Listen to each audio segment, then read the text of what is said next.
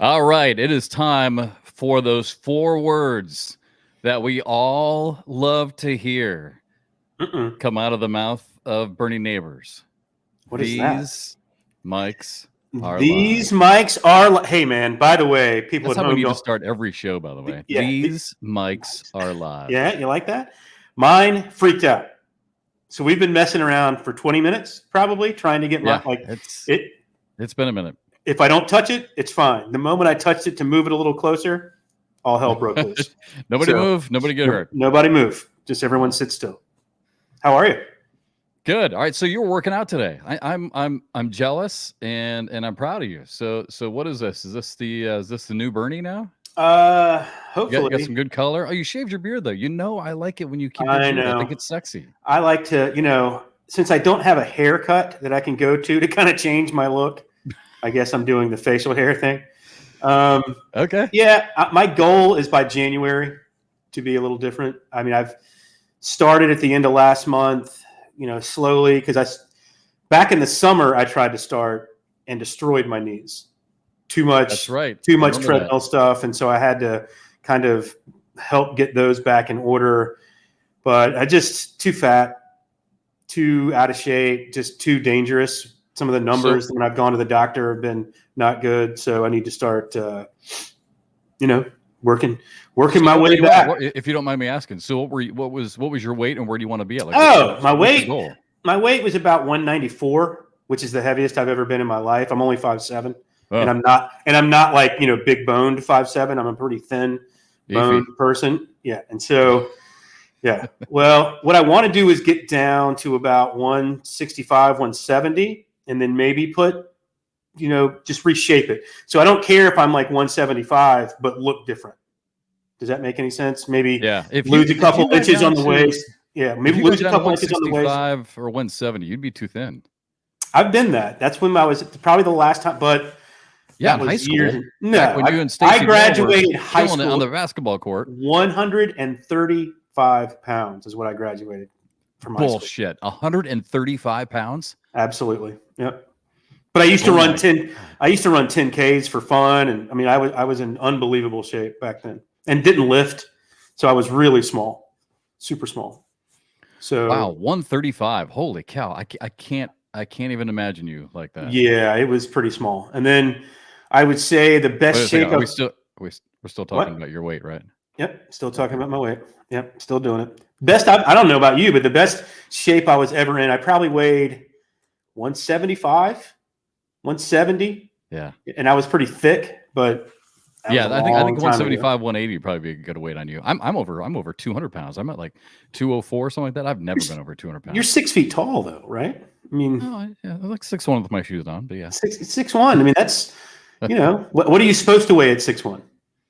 I don't know. I think I don't want to get into a long, drawn out conversation on this, but it's really interesting. The first trainer that I ever worked with in baseball, with the Greensboro Bats, we were the Yankees single A affiliate back then. Gosh, I can't remember his last name now. Dave was the trainer's name, but he went to South Florida, USF. He did, and with his master's or something like that, he did his thesis or something like that on how he thought that every person had their ideal weight. Sure. And whether or not you ballooned up or you went the opposite direction, lost a ton of weight, your body is always going to fight to come back to this ideal weight. And we'd spend bus rides talking about it. It was pretty fascinating. I agree with that, because I mean, I would think the way that I eat, drink, everything else, I should have weighed 230 probably. The way, I mean, I was just terrible, right? Too much soda, terrible food, just awful, and I still never got to 200. So I mean, I really couldn't be in worse shape. It's not even that. I mean, it's even everything looks bad. It's like dad bod, like 100, times 100. So it's like really bad. And I just wanted to reshape it. And I figure in the reshaping process, lose some weight. So I agree with that. I know why you're doing this, by the way. And I should do it too, because damn it, we're going to eat right and we're going to work out so that 1 year from now, if we go back to Shamar's place, we're getting in that goddamn pool. Damn right. I don't care. Still like I don't care if it's 35 degrees outside. Next year, I'm getting in that pool. That's still one of my favorite stories. Like you and I so badly. I mean, it's 200 degrees. I wanted to, and I looked at some of those people. And I was like, I'm not getting half naked in front of these people. I know, that's seriously one of my favorite stories of the year. That was both you and I both were like, ain't doing this. That was super funny. I mean, there were. What do you call them? The influencers and whatever, and they were all kind of dressed to the nines for 120 degrees. And I just, no way, man, wasn't doing it. And I was afraid I might drown. I was so out of it. The heat had me beat down. I was like, man, I might drown in there. Yeah, that was brutal, that heat. All right, so this is my final podcast from the apartment. I am so glad the movers finally. We were supposed to move on Monday, and I was hoping to be in the new house today, doing the podcast live from the new house amongst boxes and everything. But apparently there was some miscommunication, and the movers were moving everything from the storage unit into the trucks Monday and Tuesday. So now tomorrow is supposed to be the big moving date. So we'll see. It has been such a freaking disaster, Bernie. We ordered. Feel your pain, brother. We ordered. I know you do. That's why I'm sharing this with you. So we ordered. And again, another long story. We ordered appliances from Best Buy, and our house is kind of a. It's just a one story. It's kind of almost like a ranch style, but it does have two steps up. So just two steps is it. So Best Buy brings their damn truck, reverses it down the front yard, basically. And I thought, okay, so they're just going to, that lift gate that's on the back of those trucks. So I thought they were just going to put the lift gate down, take the appliances off, and, go up the steps with their appliance dolly and bring it in. No. They decided to back the truck up and try and put that, whatever that what I'm talking about, that platform on the porch. On the porch. And in the process of doing this, they hit one of the support beams on the front porch. I was about to say. Yeah.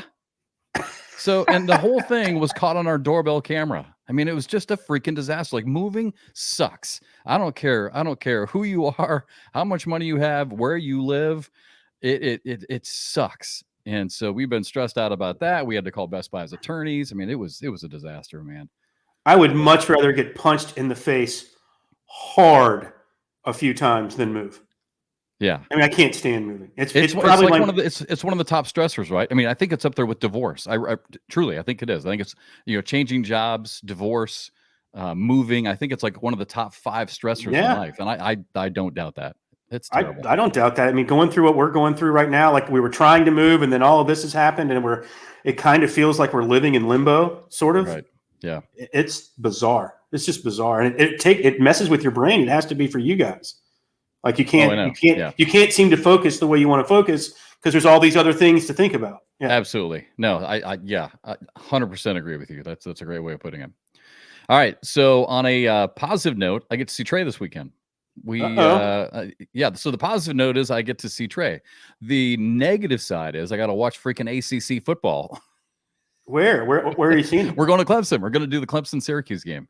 So Noel's 4 schools basically are Alabama, Clemson, South Carolina, and Coastal. So we're doing Clemson this weekend.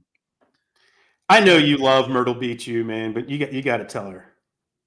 Well, I think Coastal would be easy for her to go to because it's not very big, and she has a lot of friends there, so it'd be kind of a nice transition. It'd almost be like going to 13th grade. Right.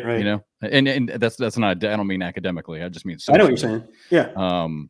But I truly think at the end of the day, I think she wants that big campus feel. I think she wants that big, football, big basketball. So Alabama might be too far away. Clemson should probably have to go through the bridge program because it's so hard to get into now. But my gut is she'll pick Clemson or Carolina. Looking back on life, I wish I would have done something like that. I wish I would have gone to a bigger school. I mean, I love Elon. I loved going to a small school.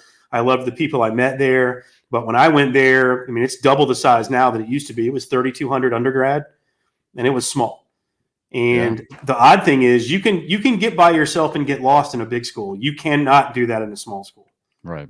And I would suggest if that's what she's looking for, then she needs to go do it because it's an experience that I missed out on. I wish I would have had. Yeah.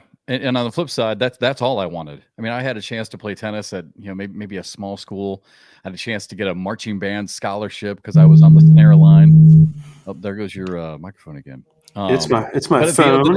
At the end of the day, I wanted to go to a big school, but I didn't want to go to Iowa. So that's why I ended up at Kansas, because I knew at least the basketball program was good, and I just wanted to be part of a big campus environment, fraternities, sororities, all that kind of stuff. Yeah, I did. So you're a big tennis player. I was in high school. Yeah, I was like the only What? thing. Meet Jeff and Bernie. Jeff, you were a big tennis player. Who knew? Yeah. But I wasn't. I mean, I played number 5 or 6 on varsity. I wasn't like a state champion. For our cornhole friends out there, what that means is when you play singles in tennis, they usually have 1 through 6, and obviously 1 being your best player through. But coaches would alternate that around to try to win matches, and then in doubles you had 3, correct? 1, 2, and 3. So did you play doubles as well? No, I wasn't good enough to be. Well, yeah, I mean, I did play. I played some doubles. Again, I feel like our guest today was a state champion in high school in doubles. I am well aware of this. Yes, yeah. All right. Speaking of our guest, that is a great transition. So let's get into this. So our guest today, we are pleased to have him on as always. So he is a native of Charlotte, North Carolina, and after a highly decorated high school sports career. He pays us to say that, by the way. Yeah. He was a double major at NC State, which I didn't know actually until I read something about that. So I figured I'd throw that in. So double major 3 years. at NC State. And then, oh, wow. He graduated in 3 years? 3.5, 3 or 3.5, I think. Yeah. Wow. And then got a master's degree from University of South Carolina. And then, truly, we joke with him. We love him. He's a friend. He's our boss. But, he's a great story of passion, right? Of doing something that you love. Our parents always tell us, do something you love and the money will come. And in 2011, I mean, he used to go to tailgates with his family, with his dad, and just loved cornhole. Just loved seeing all the different tailgate sports that were going on, but really had a passion for cornhole. So in 2011, founded what was called the American Tailgating League. And then in 2015, of course, brings us to what has now become the mecca of professional cornhole. 2015 is when he founded the American Cornhole League. And this year, I was just texting with Trey today. I'm not sure what the number is going to be this year as far as prize, but last year it was about $5 million that was handed out across all ACL platforms. That's just incredible, but an incredible vision. And again, so pleased to have him back on with us again. He's our boss, but he's also our friend. And love having him back on. Please welcome back to BoarderLine, the commissioner of the ACL, Stacy Moore. All right. What's up, Stacy? Thank you for that vainglorious introduction. Vainglorious. Well, again, you do sign our paycheck, so it had to be somewhat good. I appreciate you inviting me to this uplifting show about weight loss and moving. There you go. You never know what you're going to get on our show, man. You never know. Yeah, I just. That's why the people love it. Just received a text message from Stacy. Apparently, BoarderLine's been canceled for 2023. So that's, not only is this my last show from the apartment, it's the last show. Ever. Sorry, Jade. No. Yeah. Sorry, Jade. Yeah, sorry, all 10 of you who came up to us in California and said you Thanks, like guys. Yeah, that's good. Yeah. Yeah. All right, Stacy, how you doing? So, all right, so you're inside the. You looks like you're inside the HQ. How's everything up in Rock Hill? Yeah, I'm inside the HQ. Having meetings all day. I appreciate being off camera for the first part of the show, so I could eat my cold lunch here at 4:00 in the afternoon. The price of fame. Nice little pause, and glad I was able to get something to eat. So what is your day like right now? I mean, Stacy, now we're going to have you back on. We were just talking before we all came on. We're going to have you back on in 2 weeks because, you've got all kinds of stuff right now that's about ready to come to a head, from TV contracts with ESPN and CBS. Teams, I know, is real close, but we'll talk about that in a couple weeks once everything's official. Super Bowl, Myrtle Beach is going to be coming up right around the corner. I know you got the Nationals that you guys are hammering out super close on dates and event locations, the shootout series, Shamar's Place. Are we going to be going back there again? I mean, it sounds like so many balls are up in the air still for you, for lack of a better analogy. So what is your day like right now? I mean, how busy are you guys back at the HQ? we are incredibly busy trying to piece all this together. So probably would not recommend to anyone out there that you end all your sponsor contracts and TV contracts at the same time. Solid. And those are supposed to be staggered. Yeah. And add two new linear television series on top of that with what we're doing with teams in Super Bowl. We sort of took a step forward with Super Bowl last season. We're taking a major step forward with Super Bowl by guaranteeing 8 linear telecast broadcasts in addition to the championship event. Obviously, the conclusion of Super Bowl at the World Championships was just awesome. Our ratings were up 25% on that show year over year, which was fantastic. And then does that mean we get a raise? What was that? Depends on something about a raise. Depends on how these sponsorship dollars come in. Yeah. So, Detroit just piping? Somebody say that? Right. And in order to solidify your sponsorship dollars, right, they like to know what network you're going to be on, when you're going to be on, what are the dates, what are the locations, and all that. So finalizing the network piece of things to try to get windows for all these different linear series we want to do. Like I said, we want teams to be 8 linear shows plus 3 playoff shows.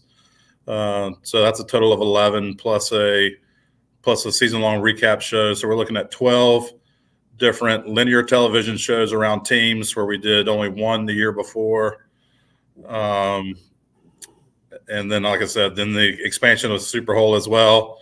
And keeping with kind of our traditional format for the ACL World Championships and ACL Pro Shootout, we want to keep the number of shows that we did around those events as well pretty steady, if not try to add 1 or 2 here or there to those series. So, wow. I mean, so on a positive note, Stacy, I mean, you've got to pinch yourself sometimes. I mean, you are talking, again, we were just kind of briefly going through your bio, right, in 2011 and everything with Inside Tailgating, and then the ACL, and now this is totally blown up. So, I mean, I know it's stressful right now for y'all, but I mean, this is a good problem to have. And you are on the phone with ESPN, with CBS, with all these other networks. I mean, every once in a while, you still have got to sit back and say to yourself, what the hell is going on with this? Yeah. I mean, our fantastic legal counsel likes to tell me all the time that I have champagne problems. So there you go.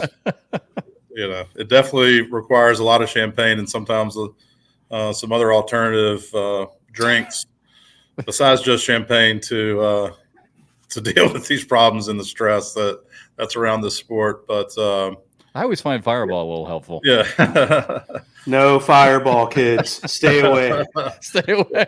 Stay away from arsenic. Yeah, but we're all very fortunate here. We've added a lot of staff here during the off season as well. We probably have I think 4 or 5 new hires within the last 2 months. Yep.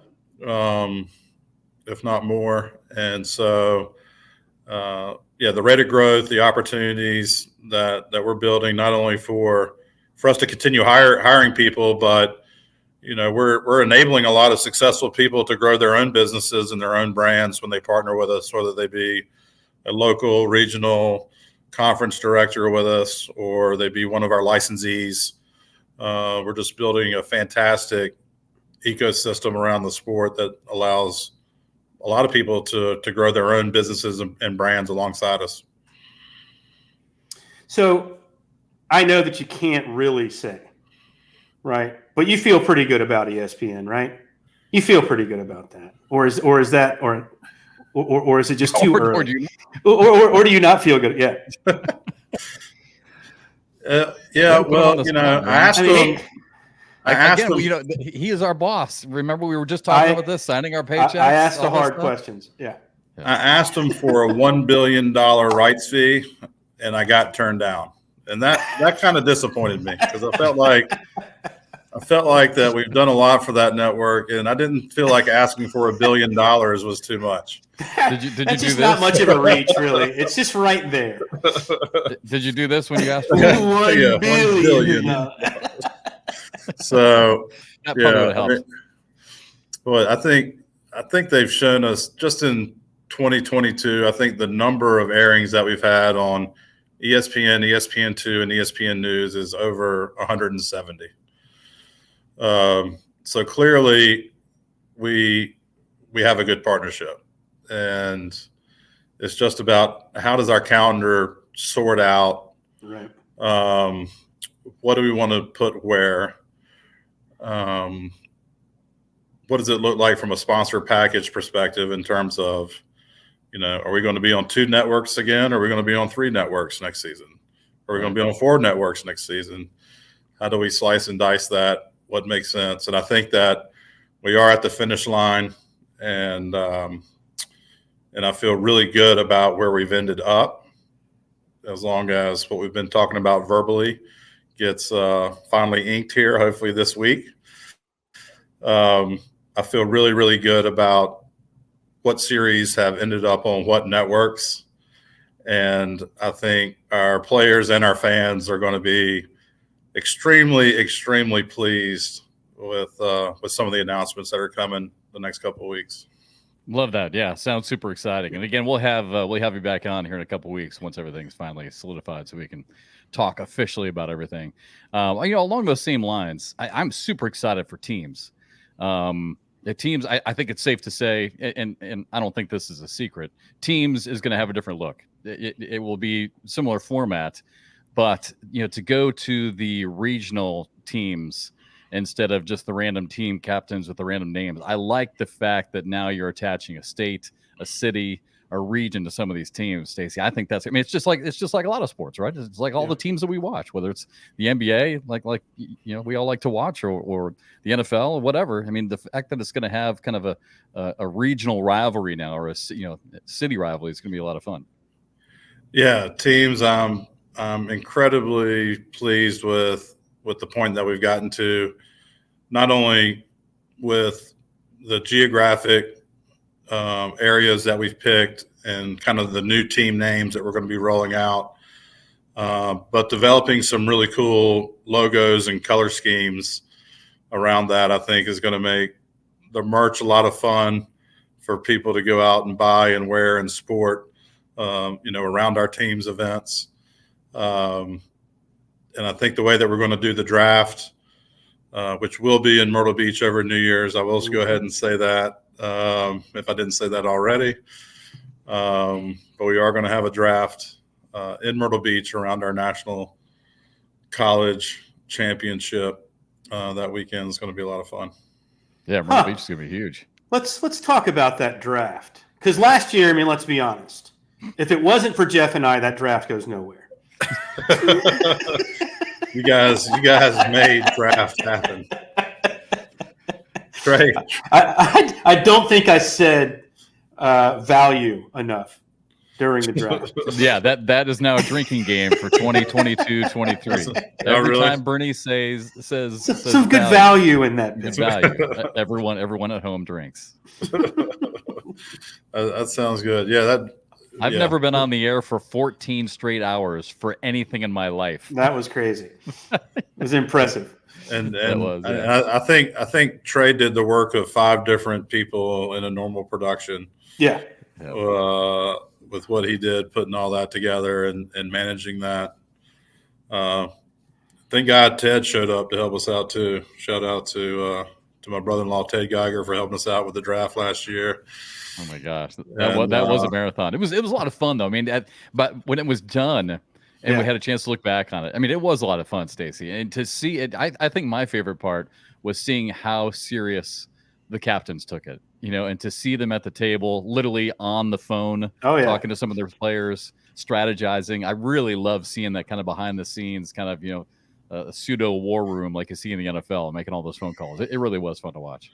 Yeah, I think this year's draft is gonna feel a little bit different because each team is going to have 3 captains on it starting out instead of just one, and we're also adding a director to the mix.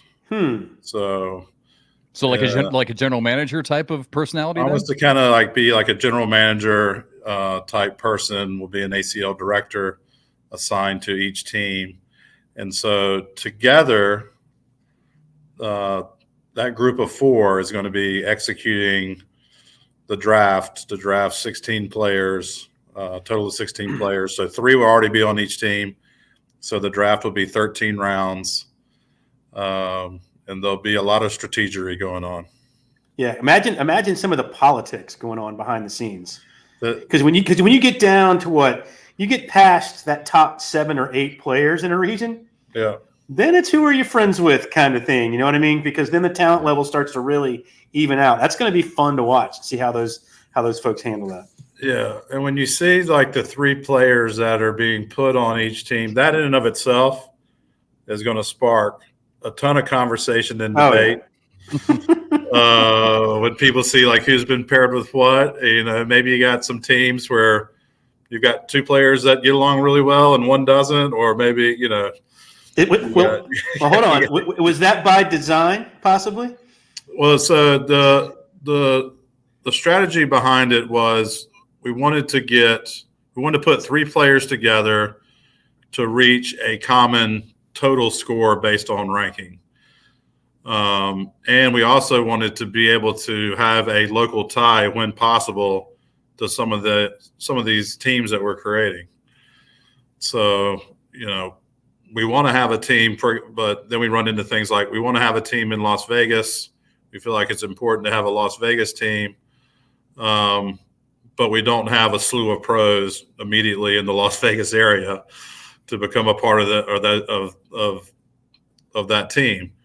Whereas in the state of Florida, I think we may have something like 32 pros.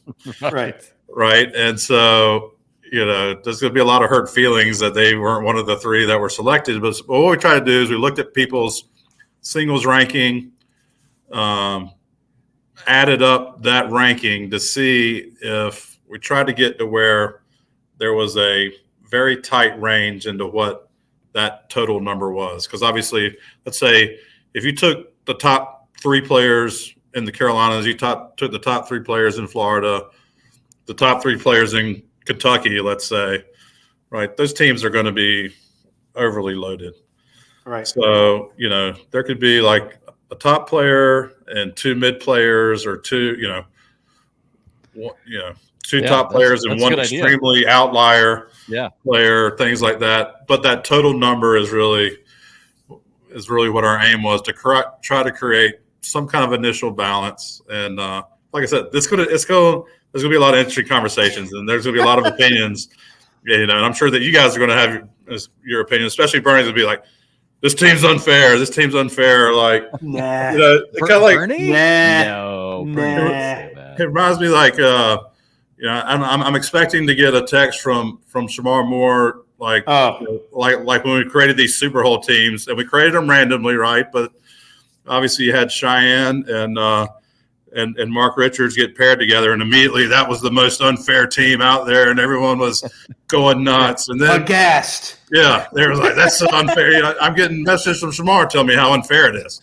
He wants me to do a redraw, right? And they go out and they lose the first round, right? They go out there and they lose in the first round. Yeah, and it's like, but that's part of the fun of it. That's part of sports, is that people get highly opinionated and passionate about their position. And certainly I thought Cheyenne and Mark were a stacked team as well, but they have the ability to lose just like everyone else. Someone has to be the favorite, by the way. Yes, someone always has to be the favorite. Right? Like, people forget that. That's what Vegas is built off of. Every now and then you'll get a pick 'em matchup, but if you look down on a college football slate, you might have 100 games on that slate, and maybe two of them are pick 'em. Maybe. Yeah. So, yeah. Well, hey, but teams, I think it's going to be a lot of fun. There's going to be a component where people, are able to do trades. The PDC pool is going to be live. So it's going to be, each team is going to be limited to 16 players. But during the season, if a team decides they want to drop a player and pick up a PDC player that's eligible, they're going to be able to do that. Or you want to try to make a trade with another team during the season, you're going to be able to negotiate a a trade during the season up to a certain point. Oh my, that's well. Hold on, wrinkle. Jeff. What do you think? Like, who okays these trades? Is there an overall commissioner? Not you, or is it you? Is there an independent counsel that you're gonna? Yeah. There'll be a quote committee. The committee. The committee. But someone. I mean, because obviously we know how this sport works. There will be some people trying to stack their teams best they can, and willing to make certain trades, and other people being. Someone has to be okay with the trades. Yeah, the people had, right. Obviously, we're always worried about collusion and people doing shady stuff. So yeah, there'll be a process for waivers and trades to be cleared, and I think that's going to be part of the fun.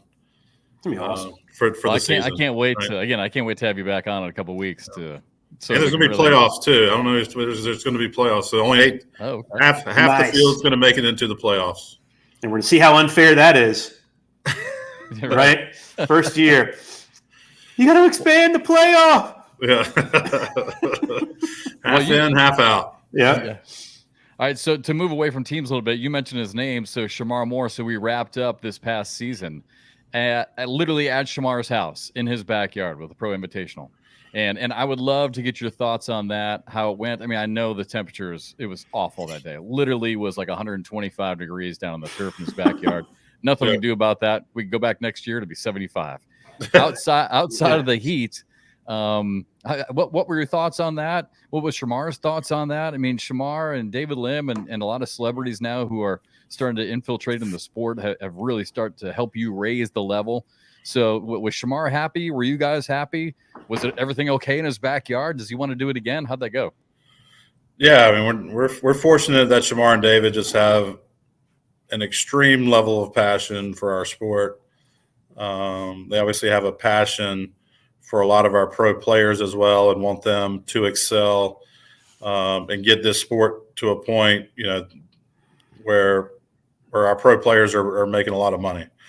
And so, I'm looking forward to continue to strategize and work with them to grow this sport. I think that the brand that they're creating with Airmail City has a lot of opportunities. I think there's obviously a lot of opportunities to bring more celebrities into our sport, which is, what we do with our Super Hole, right? We touched 20 celebrities, I believe, with Super Hole last year, maybe more than that. And certainly with the new Super Hole format, we're going to expand on that.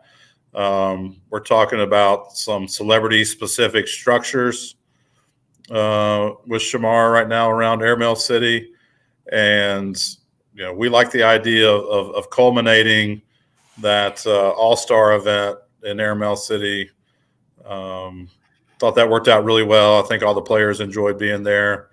Shamar's obviously a very gracious host, and so kind of him to open up his house to a bunch of strangers, right?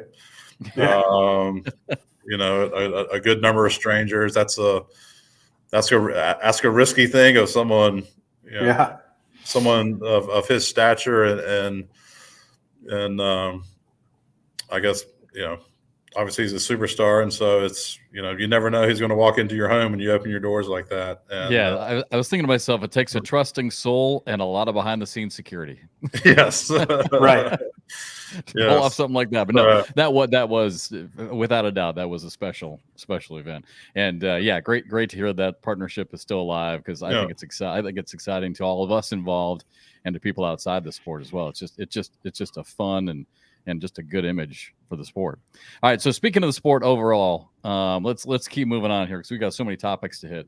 Can you give us kind of a state of the game? Can we do like a state of the union address on cornhole? And looking back on it now, because we talked about it, you started the ACL officially back in 2015.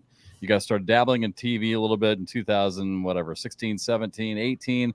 And as we all know, during COVID, just blew up, and now back-to-back years here with big contracts with ESPN. But so now you're basically 7 years in. So I mean, what when you sit back, what do you like about the sport, Stacey? Like what do you like about, and maybe even specific to the game? Maybe we get away from the business for a second.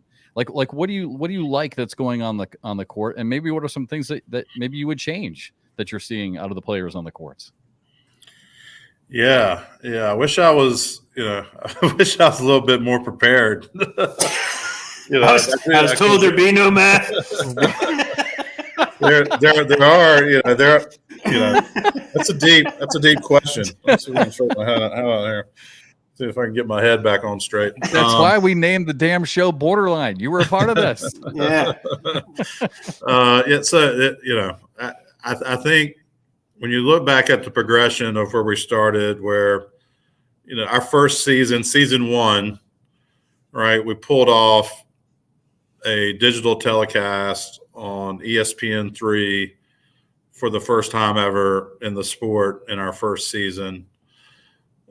Season number 2, we had a few digital telecasts around some events, and then had the opportunity to get on ESPN2 at our championships, which was obviously a game-changing and milestone moment. And then we had, a couple of years we were doing, kind of our 4 national events, what kind of evolved into our 4 national events on ESPN, plus our world championships. We did that for a couple of years, and then we add a series, and we start adding some of these other series and other elements, and we start really expanding the prize pool and the number of shows that we're doing. And now, you look at it, and we're probably going to come close to doubling. We've over the last 2 years, we're going to more than double the original linear shows, if not triple, probably the original number of linear shows than we were doing 3 years ago in terms of original programming.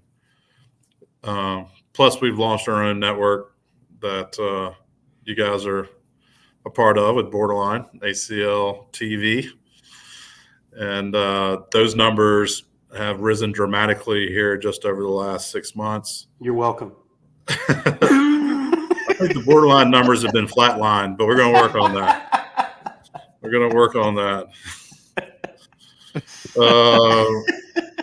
I'm just kidding. So, anywho. Yeah. No, you guys are a strong anchor for ACL TV, and I appreciate that.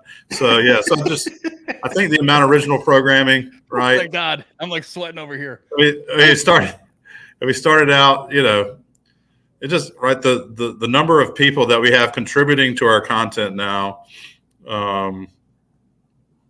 has just increased, and as you know, we've adding more and more content creators and personalities around our sport, so that we can continue to increase the coverage. And we still got a lot of people to reach with our sport out there.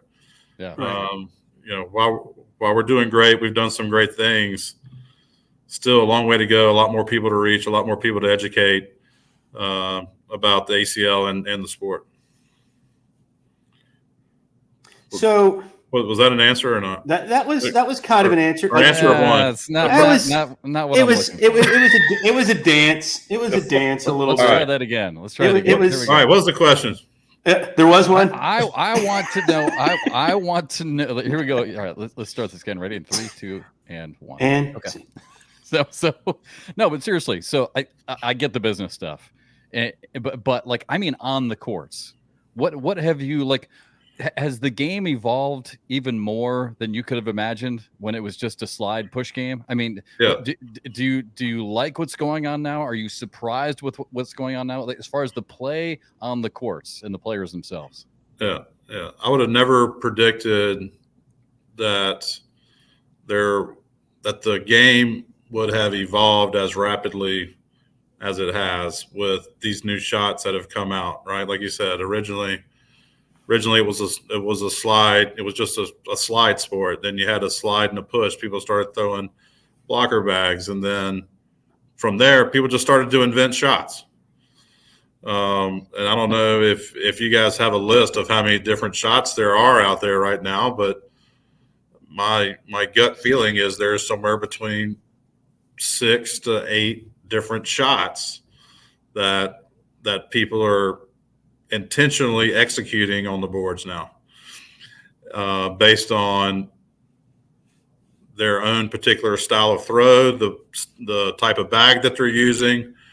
So I think the combination of the bags evolving at a rapid pace in terms of fabrics and fill and things that players can do with the bags, and then the skill level of these pros to invent new things, new shots, develop new strategies around the game has been amazing. And it's been really, really surprising to me that that's happened on such a quick path, because if you look at the evolution of other sports, right, takes decades. Basketball. Yeah, it takes how decades. long did it take basketball to implement a shot clock and then a 3-point line? Right. It just we've seen a lot happen with the sport in a very short period of time. I got one for you, and we have this discussion a lot. Finally, on BoarderLine. welcome back to the show, Bernie. Yeah. So Jeff is of the mindset that the best game that's where you're going. is just slide it in the hole. That's what every game should be. That's what everyone should watch. And it's funny when we bring on players, and I would say two-way player, even ones that play that game, prefer to watch a dirtier game. What's your opinion? And I know you're not going to give me a full answer on this, but I'm just curious what your opinion is on it. I think like what excites you more? Seeing two players go at it 25, 30, 40 in a row, or the dirty game? What excites you more as a fan when you're watching? 100% the dirty game. It's just, you don't get Eric Davis hitting the shots that he hits, or Tony Smith hitting the shots that he hits in just a slide game. You just don't get those shots. You just get, to your point though, I think the average person at home, Jeff makes a great point, the average fan at home probably marvels at 24, 28 in a row. It's something they can't even fathom.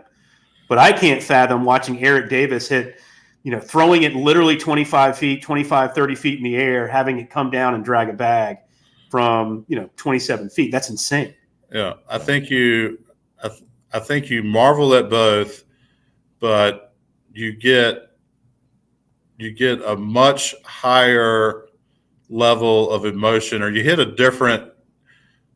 hit a different notch, or a different speed, different level of feeling when you see that one shot where you're just like, oh my F God. Yes. Right. How did he do that? And at that time, kind of like, what happened at the team's championship, at the World's Championship, where I absolutely lost my mind. Yeah. Or even 2 years ago at the World Championship. I mean, I'm not sure we could even the stovepipe. With Duncan. I mean, Duncan hitting that shot. I don't think there was a louder roar inside that facility in Rock Hill than when he hit that shot. And you don't get that in the slide game. Yeah. Right. Yeah. I totally get that, and I do. I mean, I love and respect both games. I do. I just know that we watch cornhole a lot and a million times more than anybody else. And there's a lot of misses that you see on TV before you might see that one shot. We're lucky enough because we see that one shot, but we watch it every weekend, every week. So we see those one shots. I agree. How many people out there miss, that one shot? Especially airmails, like when you're watching airmails and they miss 3 or 4 in a row. A lot of misses. And then you're watching on TV going, well, I can do that. Yeah. Right. Yeah, it's true. Yeah. Yeah. So I think it's a slide, I would say, kind of a grinded out. Obviously the doubles World Championship match and the big comeback was just like a grinded out comeback, was enjoyable and intense to watch. And the ending was at that level, same level that I had with teams. I would say the ending of that doubles match, that was a grinded out match, but at the very end of it, I had that same level of emotion that I had with the teams event. So that brings up another question, because we've only got a few minutes left. Yeah. We've had a couple shows about this, Stacy, and they've been somewhat polarizing. just because people seem to be on different. I'm surprised that we have that it is polarizing. But the trash talking, the game has become very quiet since COVID. There's a high level intensity to it, and all of a sudden now you're getting some players like a Jordan Power during that doubles championship that you're talking about. He's chirping a little bit, right? And there's a lot of us who love it, but I'm surprised there were some people who kind of took a little exception to it. So, I mean, what are your thoughts on it? Do you like it? Is it good for the sport? Did you enjoy it? I was told there would be no math. This is such a measured answer. This is going to be great. I have an appreciation for gamesmanship. And when I play competitive sports, whether it's basketball or tennis, I may have talked a little bit of trash from time to time. I think that there's a time and a place and a moment where it's acceptable. And then I think that there's other moments when it's unacceptable. Like, you shouldn't be yelling when someone's, in the middle of their throw or something like that, or you shouldn't be leaning over the board trying to, kind of last minute, lean in there trying to distract someone. And I think that crosses the line. But if you're between throws or between rounds and you're doing some chirping, I don't have a problem with that. It's amazing to see how sports evolve. I mean, you go to these football games. I was in Alabama 2 weeks ago with Noel, right? And, you got 80-something plus thousand people on their feet yelling at the opposing team so loudly, while they're trying to concentrate. Yes. But yet the dynamic of cornhole now has become the total opposite, where it's just silent. And now it's almost like it's become like a gentleman's game where, like you're saying, you shouldn't be saying anything when someone's I think it's different. while they're preparing. I think you either need to be loud all the time. Like it's almost like shooting a free throw in basketball, right? I mean, so if you're loud all the time, people can kind of block that out, and it's just white noise. It doesn't really matter. But if it's quiet and then 1,000 people scream all at once, that's going to be distracting. Or it's quiet and you're playing your opponent, which is 2 feet away from you, does something to distract you. That's completely different. Yeah. So I think that's the fan etiquette's different from the player etiquette, right? Yeah. So fans, yes, I would like to hear more noise from fans in the crowd during the match, But again, like Bernie said, I think if it's dead silent and then all of a sudden someone's like "brick it" or whatever, I think that. But if people are yelling kind of, and there's a constant noise throughout, as a Mark Richards or Cheyenne is stepping up to throw, and it's that constant noise or that chirping is happening from the fans saying, hit an airmail or miss it, or, there's a combination of people pulling for them and against them, during those high intensity moments, I think is great.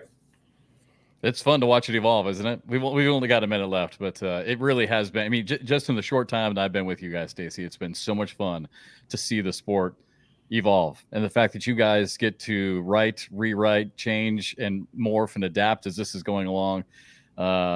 It's special, and so congratulations to you. Congratulations to the growth. And again, we will talk to you again here in 2 weeks when we can talk about the TV contracts officially and the nationals and the shootout and all that stuff. Can't wait to hear how everything shakes out here for the upcoming year. Thanks, fellas. I look forward to being back on the road with y'all soon. All right. Put us on the books. 2 weeks. We'll see you again. All right. All right. Thanks, Stacey. All right. Stacey Moore, commissioner of the ACL. That was fun. All right. We got like 15 seconds left. Closing thoughts. You get the last thought.